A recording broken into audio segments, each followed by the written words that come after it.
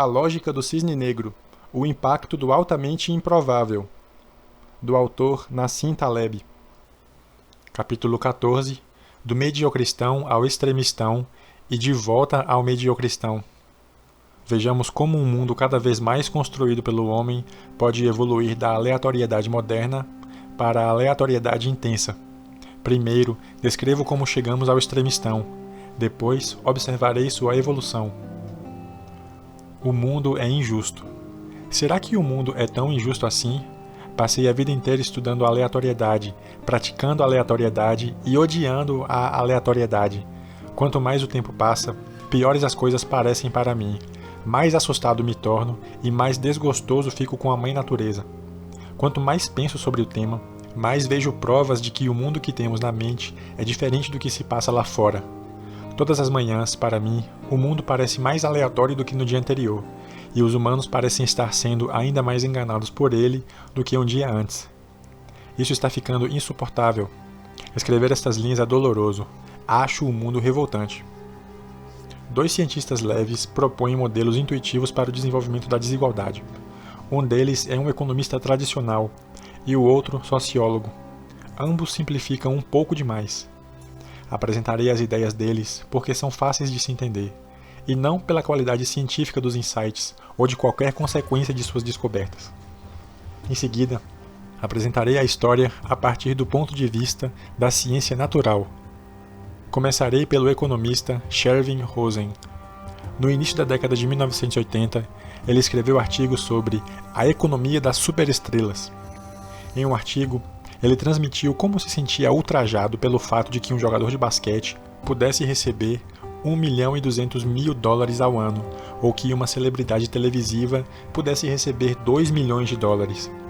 Para que se tenha uma ideia de como essa concentração está aumentando, ou seja, de como estamos nos afastando do mediocristão, considere que as celebridades televisivas e astros do esporte, até mesmo na Europa, fecham contratos hoje, apenas 2 décadas depois, na casa das centenas de milhões de dólares. O extremo é, por enquanto, cerca de 20 vezes mais alto do que há 2 décadas. Segundo Rosen, essa desigualdade é fruto de um efeito competitivo. Alguém que seja marginalmente melhor pode ganhar facilmente todo o montante, deixando os outros sem nada. Usando um argumento do capítulo 3, as pessoas preferem pagar $10,99 por uma gravação de Horowitz a pagar $9,99 por um pianista que se esforça para sobreviver. Você preferiria ler Kundera por $13,99 ou algum escritor desconhecido por $1? Assim, ficava parecido com uma competição na qual o vencedor leva tudo e ele não precisa vencer por muito. Mas o papel da sorte não está presente no belo argumento de Rosen. O problema aqui é a noção de melhor, o foco nas habilidades como fruto do sucesso. Resultados aleatórios ou uma situação arbitrária também podem explicar o sucesso e oferecer o empurrão inicial que leva a um resultado do tipo o vencedor leva tudo. Uma pessoa pode se posicionar um pouco à frente das outras por motivos completamente aleatórios. Porque gostamos de imitar uns aos outros, seremos atraídos por ela. O mundo dos contágios é tão subestimado. Enquanto escrevo estas linhas, uso um Macintosh da Apple, depois de anos utilizando produtos baseados na Microsoft. A tecnologia da Apple é vastamente melhor, mas o software inferior saiu ganhando. Como? Sorte. O efeito Mateus. Mais de uma década antes de Rosen, o sociólogo da ciência Robert K. Merton apresentou sua ideia do efeito Mateus, por meio do qual as pessoas tomam dos pobres para dar aos ricos. Ele observou o desempenho de cientistas e mostrou como uma vantagem inicial segue a pessoa que a tem durante toda a vida. Considere o seguinte processo. Digamos que alguém que escreva um artigo acadêmico, citando 50 pessoas que trabalharam o tema e ofereceram materiais de pesquisa para o estudo. Presuma, por uma questão de simplicidade, que as 50 pessoas tenham mérito igual. Outro pesquisador, trabalhando exatamente com o mesmo tema, citará aleatoriamente 3 dessas 50 pessoas em sua bibliografia. Merton mostrou que muitos acadêmicos citam referências sem terem lido a obra original. Em vez disso, leem um artigo e extraem as próprias citações de suas fontes. Assim, um terceiro pesquisador, lendo o segundo artigo, seleciona 3 dos autores referidos inicialmente para suas citações. Os 3 autores receberão, cumulativamente, cada vez mais atenção à medida que seus nomes se tornem mais intimamente associados ao tema em questão. A diferença entre os 3 vencedores e os outros membros do grupo inicial é, principalmente, sorte. A princípio, eles foram escolhidos não por terem habilidades superiores, mas simplesmente pelo modo como seus nomes apareciam na bibliografia anterior. Graças às suas reputações, os acadêmicos bem-sucedidos continuarão a escrever artigos e seu trabalho será facilmente aceito para publicação. Sucesso acadêmico é parcialmente uma loteria. É fácil testar os efeitos da reputação. Uma forma seria encontrar artigos que foram escritos por cientistas famosos, tiveram as identidades dos autores trocadas por acidente e foram rejeitados. Você poderia verificar quantas dessas rejeições foram derrubadas subsequentemente, depois que as identidades verdadeiras dos autores foram estabelecidas. Observe que acadêmicos são julgados principalmente por quantas vezes sua obra é usada como referência nos trabalhos de outras pessoas, e assim são formados grupos de pessoas que se citam mutuamente, algo do tipo eu cito você e você me cita. Consequentemente, autores que não são citados com frequência deixarão o jogo, indo, por exemplo, trabalhar para o governo, se forem de natureza tranquila, para a máfia ou para uma firma de Wall Street, se tiverem um nível alto de hormônios. Aqueles que tiverem um bom empurrão no começo da carreira acadêmica continuarão a obter vantagens cumulativas persistentes ao longo da vida. É mais fácil para os ricos ficarem mais ricos e para os famosos ficarem mais famosos. Na sociologia, efeitos mateus ostentam um nome menos literário de vantagem cumulativa. Essa teoria pode ser facilmente aplicada a empresas, homens de negócio, atores, escritores e qualquer outra pessoa que se beneficie de sucessos passados. Se você for publicado no The New Yorker, porque a cor do timbre em seu papel atraiu a atenção do editor, que estava sonhando com margaridas, a recompensa resultante pode segui-lo por toda a vida. Mais significativamente, ela seguirá outras pessoas por toda a vida. O fracasso também é cumulativo. Perdedores provavelmente também perderão no futuro, mesmo que não consideremos o mecanismo de desmoralização que pode exacerbar a situação e causar fracassos adicionais. Observe que a arte, por causa da dependência do boca a boca, é extremamente sujeita a efeitos de vantagem cumulativa. Mencionei processos aglomerativos no capítulo 1 e como os jornalistas ajudam a perpetuar aglomerações. Nossas opiniões sobre mérito artístico são resultado do contágio arbitrário em um nível ainda mais alto do que nossas ideias políticas. Uma pessoa escreve uma crítica de um livro. Outra pessoa lê a crítica e escreve um comentário que usa os mesmos argumentos. Em pouco tempo, temos centenas de críticas que, na verdade, resumem em seus conteúdos não mais do que 2 ou 3 críticas, porque as interseções são muito grandes. Para um exemplo curioso, leia Fire the Bastards, cujo autor, Jack Green, analisa sistematicamente as críticas do romance The Recognitions, de William Geddes. Green demonstra claramente como críticos literários se ancoram em outras críticas e revela uma influência mútua poderosa, mesmo na construção das frases. Esse fenômeno é reminiscente do arrebanhamento de analistas financeiros que discuti no capítulo 10. O advento da mídia moderna acelerou as vantagens cumulativas. O sociólogo Pierre Bourdieu percebeu uma ligação entre a concentração crescente de sucesso e a globalização da cultura e da vida econômica. Mas não estou tentando brincar de sociólogo. Desejo apenas mostrar que elementos imprevisíveis podem desempenhar um papel em resultados sociais.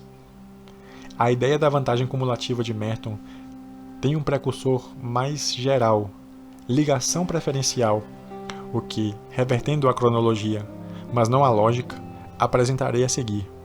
Merton estava interessado no aspecto social do conhecimento, e não na dinâmica da aleatoriedade social. Então seus estudos foram derivados separadamente da pesquisa sobre a dinâmica da aleatoriedade nas ciências mais matemáticas. Língua franca. A teoria de ligação preferencial é onipresente em suas aplicações.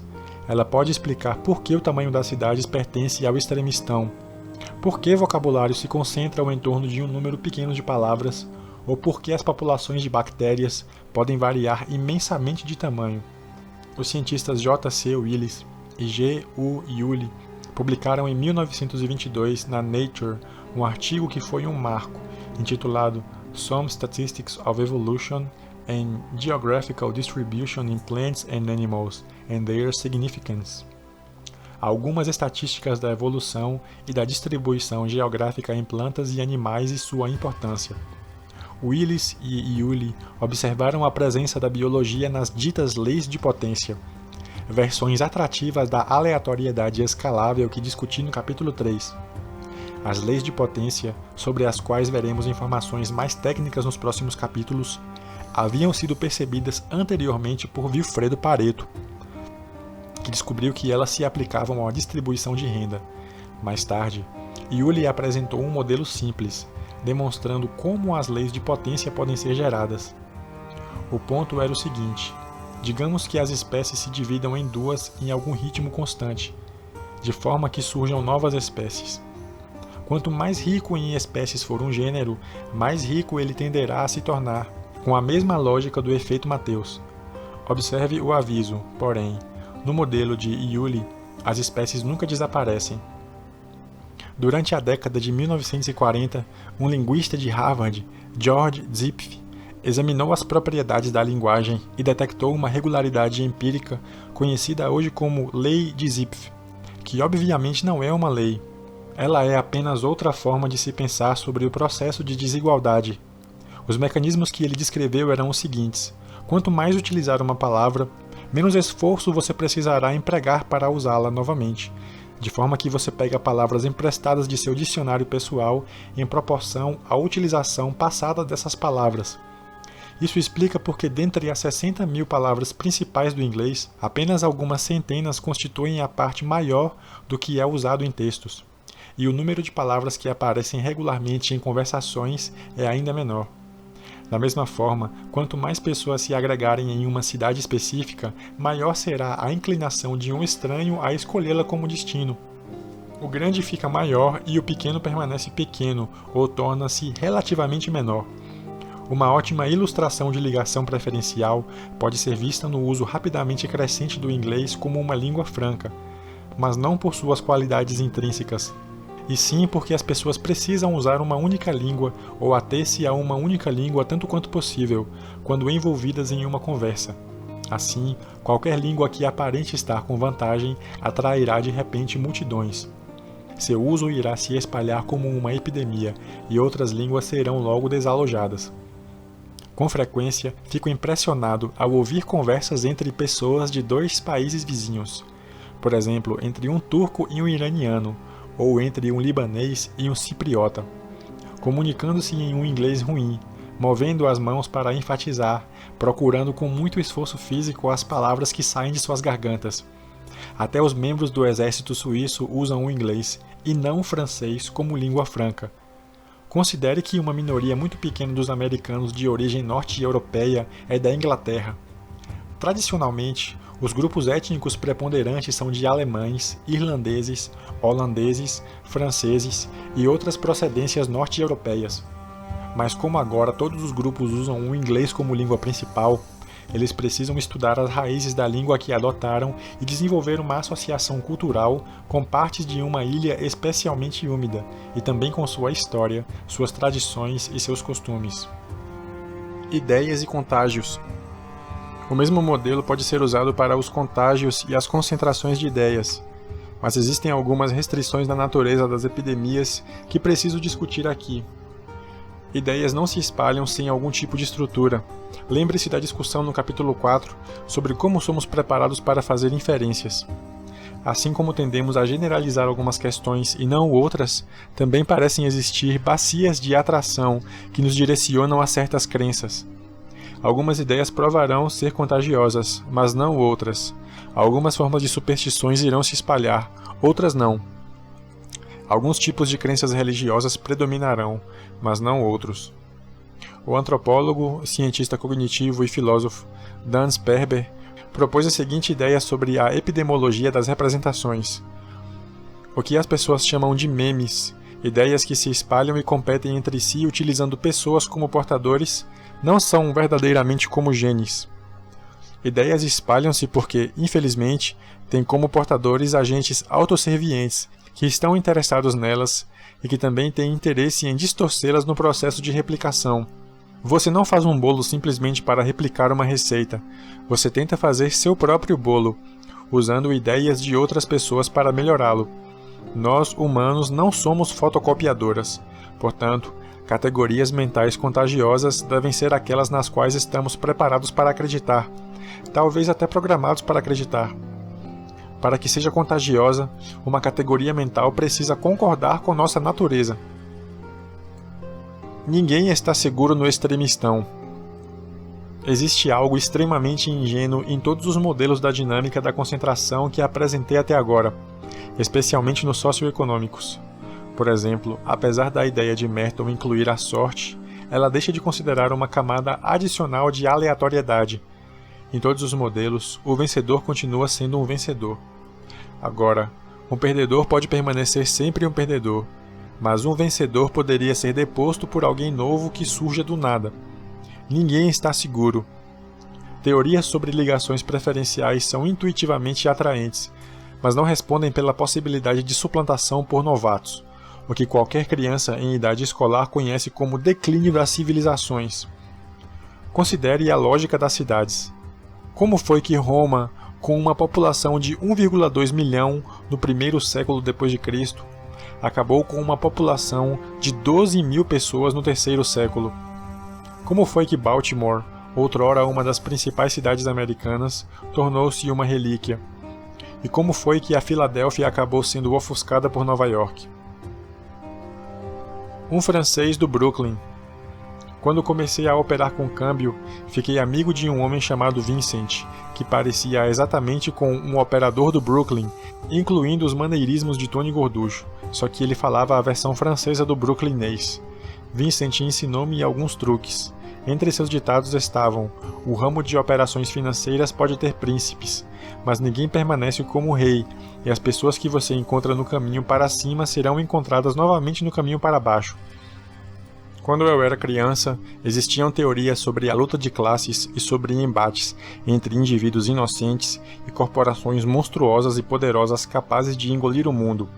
Qualquer um com fome intelectual era alimentado com essas teorias, que foram herdadas da crença marxista de que as ferramentas da exploração eram autossustentáveis, de que os poderosos ficariam cada vez mais poderosos, aumentando a injustiça do sistema. Mas bastava olhar em volta para que se visse que os grandes monstros corporativos morriam como moscas. Pegue uma amostra do tipo seção transversal, Nos Section, das corporações dominantes em qualquer momento determinado. Muitas delas terão encerrado as atividades algumas décadas depois, enquanto firmas sobre as quais ninguém ouviu falar terão surgido no cenário a partir de alguma garagem na Califórnia ou de algum dormitório universitário. Considere a seguinte estatística séria.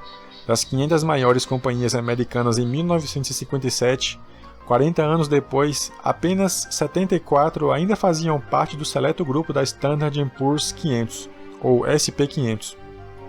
Poucas haviam desaparecido em fusões, o resto encolheu ou faliu. É notável que quase todas essas grandes corporações estavam situadas no país mais capitalista do mundo, os Estados Unidos.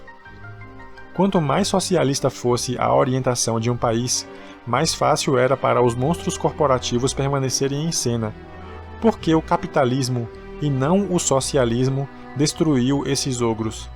Em outras palavras, se forem deixadas em paz, as companhias tendem a ser engolidas. Aqueles a favor da liberdade econômica alegam que corporações bestiais e gananciosas não oferecem ameaça alguma porque a competição as mantém sob controle. O que vi na Wharton School convenceu-me de que o motivo real por trás disso inclui uma grande porção de outra coisa: acaso. Mas quando as pessoas discutem o acaso, o que fazem raramente, em geral olham para a própria sorte. A sorte dos outros conta muito. Outra corporação pode ter sorte graças a um produto de enorme sucesso e tomar o lugar dos vencedores atuais. O capitalismo é, entre outras coisas, a revitalização do mundo graças à oportunidade de se ter sorte. A sorte é o grande equalizador, porque quase todos podem ser beneficiados por ela. Os governos socialistas protegiam seus monstros e, fazendo isso, matavam novatos em potencial antes mesmo que nascessem. Tudo é transitório. A sorte criou e destruiu Cartago. Ela criou e destruiu Roma. Eu disse anteriormente que a aleatoriedade é ruim, mas não é sempre assim. A sorte é muito mais igualitária do que a própria inteligência. Se as pessoas fossem recompensadas estritamente de acordo com suas capacidades, as coisas ainda seriam injustas. As pessoas não escolhem as próprias capacidades. A aleatoriedade possui o efeito benéfico de reembaralhar as cartas da sociedade, derrubando os grandes. Nas artes, os modismos cumprem o mesmo papel. Um novato pode ser beneficiado por um modismo, enquanto seguidores se multiplicam graças a uma epidemia do tipo ligação preferencial. Então, adivinhe só, ele também desaparece. É muito interessante observar os escritores aclamados de uma era em particular e ver como muitos sumiram de nossas consciências. Isso acontece até mesmo em países como a França, onde o governo ajuda reputações estabelecidas, assim como auxilia companhias grandes que estejam enfrentando dificuldades. Quando visito Beirute, frequentemente vejo nas casas de parentes os resquícios de uma série de livros Nobel, encadernados distintamente em couro branco. Certa vez, algum vendedor hiperativo conseguiu povoar bibliotecas privadas com esses volumes belos.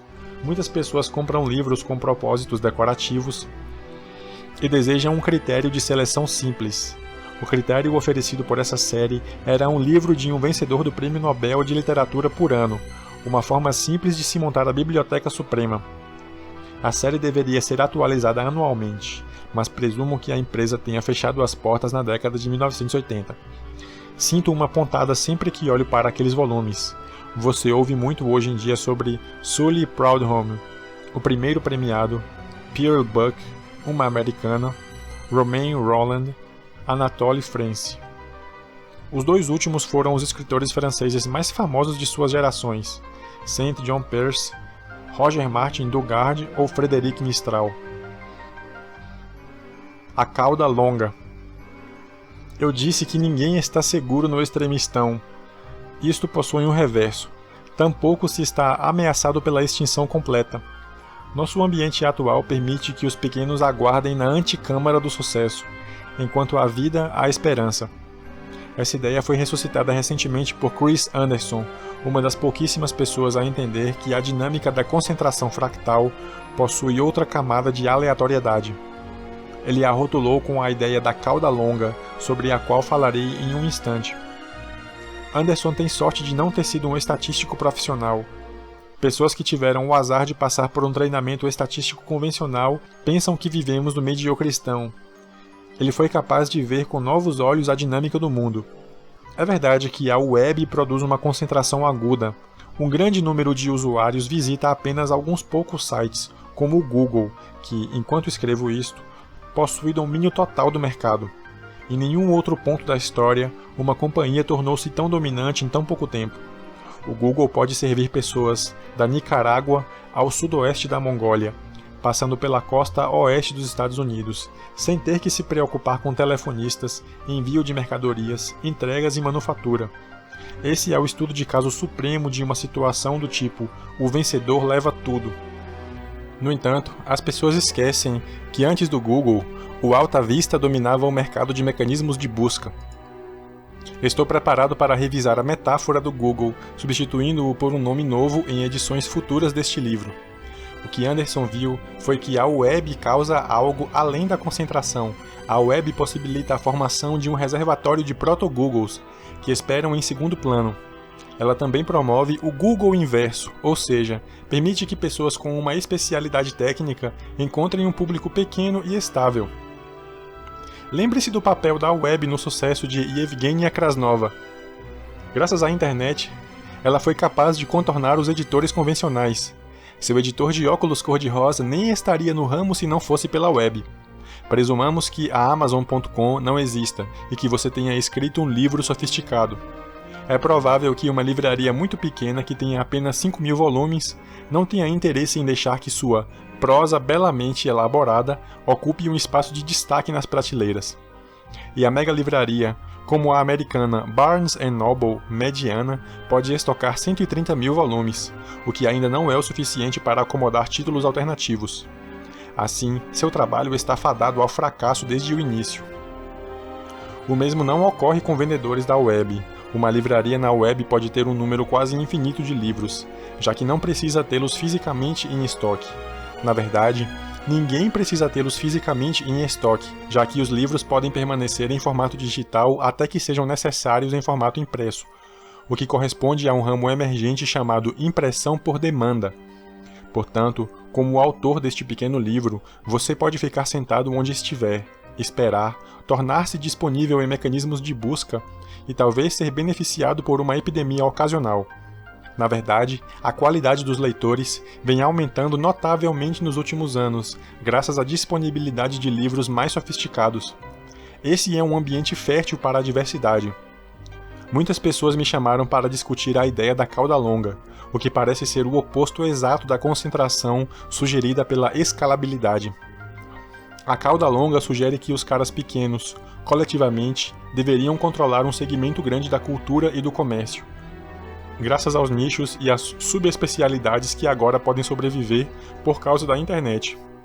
Mas, estranhamente, ela também pode sugerir uma grande dose de desigualdade, uma base grande de pequenos e um número muito pequeno de supergigantes, que juntos representam parte da cultura mundial, com algum dos pequenos, ocasionalmente, ascendendo para derrubar os vencedores. Essa é a cauda dupla, uma cauda longa de caras pequenos e uma cauda estreita de grandes. O papel da cauda longa é fundamental na mudança da dinâmica do sucesso, desestabilizando o vencedor bem posicionado e apresentando outro vencedor. Esse cenário será o extremistão, sempre comandado pela concentração de aleatoriedade do tipo 2, mas será um extremistão em transformação constante. A contribuição da cauda longa ainda não é numérica, está confinada à web e ao comércio online de pequena escala. Mas pense como a cauda longa poderia afetar o futuro da cultura, da informação e da vida política. Ela poderia nos libertar dos partidos políticos dominantes, do sistema acadêmico, dos aglomerados da imprensa, tudo que estiver atualmente nas mãos de autoridades ossificadas, presunçosas e autosservientes. A cauda longa ajudará a fomentar a diversidade cognitiva. Um dos pontos altos de 2006 foi ter encontrado em minha caixa de correio o rascunho de um livro chamado Cognitive Diversity: How Our Individual Differences Produce Collective Benefits, de Scott Page. Page examina os efeitos da diversidade cognitiva na solução de problemas e mostra como a variabilidade em visões e métodos age como um mecanismo para a experimentação. Ela funciona como a evolução. Subvertendo as grandes estruturas, também nos livramos do modo único platonificado de se fazer as coisas. No final, o empirista prático, isento de teorias, deveria prevalecer. Resumindo, a cauda longa é um subproduto do extremistão, que o torna de certo modo menos injusto. O mundo não passa a ser menos injusto para os caras pequenos, mas torna-se extremamente injusto para os grandes. Ninguém está verdadeiramente estabelecido. O cara pequeno é muito subversivo.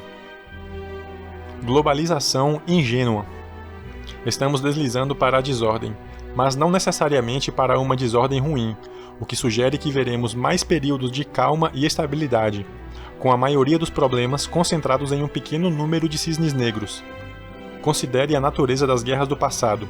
O século XX não foi o mais mortífero, em porcentagem da população total, mas trouxe algo novo. O começo dos combates do extremistão, uma pequena probabilidade de um conflito degenerar-se até a dizimação total da raça humana, um conflito do qual ninguém está seguro em nenhum lugar. Um efeito parecido está ocorrendo na vida econômica. Falei sobre globalização no capítulo 3. Ela está aqui, mas não é totalmente para o bem. Cria uma fragilidade entrelaçada, enquanto reduz a volatilidade e transmite a aparência de estabilidade. Em outras palavras, cria cisnes negros devastadores. Até agora, nunca vivemos sob a ameaça de um colapso global. As instituições financeiras vêm se fundindo em um número menor de bancos muito grandes. Agora quase todos os bancos são interrelacionados. Assim, a ecologia financeira está inchando em bancos gigantescos, incestuosos e burocráticos, frequentemente gaussianizados em suas avaliações de risco. Quando um cair, todos cairão. A maior concentração entre bancos parece ter o efeito de tornar as crises financeiras menos prováveis, mas quando acontecem são de escala mais global e atingem-nos com muita força. Passamos de uma ecologia diversificada de bancos pequenos, com políticas de empréstimos variadas, para um esquema mais homogêneo de firmas parecidas entre si. É verdade que agora temos menos fracassos, mas quando ocorrem, tremo só de pensar. Vou colocar isso de outra forma. Teremos menos crises, mas elas serão mais graves. Quanto mais raro o evento, menos sabemos sobre sua probabilidade. Isso significa que sabemos cada vez menos a respeito da possibilidade de uma crise. E temos alguma ideia de como tal crise aconteceria. Uma rede é um conjunto de elementos, chamados nódulos, que são de algum modo ligados entre si por uma conexão. Os aeroportos do mundo constituem uma rede, assim como a World Wide Web, WWW, ligações sociais e redes elétricas. Existe um ramo de pesquisa chamado Teoria das Redes, que estuda a organização de tais redes e as ligações entre seus nódulos, com pesquisadores como Duncan Watts, Steven Strogatz, Albert Laszlo Barabasi e muitos outros. Todos eles compreendem a matemática do extremistão e a inadequação da curva na forma de sino gaussiano. Eles descobriram a seguinte propriedade das redes: existe uma concentração entre alguns nódulos que servem como conexões centrais. As redes possuem uma tendência natural a se organizarem em torno de uma arquitetura altamente concentrada. Alguns nódulos são extremamente conectados e outros quase não têm conexões. A distribuição dessas conexões possui uma estrutura escalável do tipo que discutiremos nos capítulos 15 e 16. Esse tipo de concentração não está limitado à internet, aparece na vida social. Um pequeno número de pessoas está conectado a outras, em redes elétricas e de comunicações. Isso parece tornar as redes mais robustas. Danos aleatórios à maioria das partes da rede não serão importantes, pois é provável que atinjam um ponto pouco conectado. Mas essa concentração também torna as redes mais vulneráveis aos cisnes negros. Simplesmente considere o que aconteceria se houvesse um problema com um dos nódulos principais. O blackout de energia experimentado no noroeste dos Estados Unidos em agosto de 2003, com o caos que se seguiu, é um exemplo perfeito do que poderia acontecer se um dos grandes bancos quebrasse hoje. Mas os bancos estão em uma situação muito pior do que a internet. A indústria financeira não possui uma cauda longa significativa. Nossa situação seria muito melhor se houvesse uma ecologia diferente, na qual as instituições financeiras quebrassem ocasionalmente e fossem logo substituídas por outras mais novas, espelhando assim a diversidade de negócios na internet e a resiliência da economia da internet. Ou se houvesse uma cauda longa de oficiais do governo e de servidores públicos prestes a revigorar as burocracias. Reversões para longe do extremistão. Existe, inevitavelmente, uma tensão crescente entre a sociedade, repleta de concentrações, e a ideia clássica de aurea mediocritas, a média dourada, de forma que é concebível que sejam feitos esforços para reverter essa concentração. Vivemos em uma sociedade de uma pessoa, um voto, onde impostos progressivos foram aprovados precisamente para enfraquecer os vencedores. E realmente, as regras da sociedade podem ser reescritas com facilidade por aqueles na base da pirâmide para evitar que a concentração faça mal a eles. Mas não é necessário votar para isso. A religião pode suavizar o problema. Considere que em muitas sociedades, antes do cristianismo, os poderosos tinham várias esposas, evitando assim que os que estivessem na base da pirâmide tivessem acesso a úteros, condição que não é muito diferente da exclusividade reprodutiva dos machos alfa em muitas espécies. Mas o cristianismo reverteu isso, graças à regra um homem e uma mulher. Mais tarde, o Islã limitou o número de pessoas a apenas 4. O judaísmo, que fora poligâmico, tornou-se monogâmico na Idade Média. Pode-se dizer que tal estratégia tenha sido bem sucedida. A instituição do casamento rigorosamente monogâmico, sem uma concubina oficial, como no período greco-romano, mesmo quando praticado à francesa, proporciona a estabilidade social, já que não existem grupos de homens irados e privados sexualmente na base da pirâmide, fomentando uma revolução apenas para que tenham a oportunidade de se acasalar. Mas considero a ênfase na desigualdade econômica, à custa de outros tipos de desigualdade extremamente incômoda. Justiça não é exclusivamente uma questão econômica, ela torna-se cada vez menos isso quando estamos satisfazendo nossas necessidades materiais básicas. O que importa é a hierarquia social. Os superastros sempre estarão lá.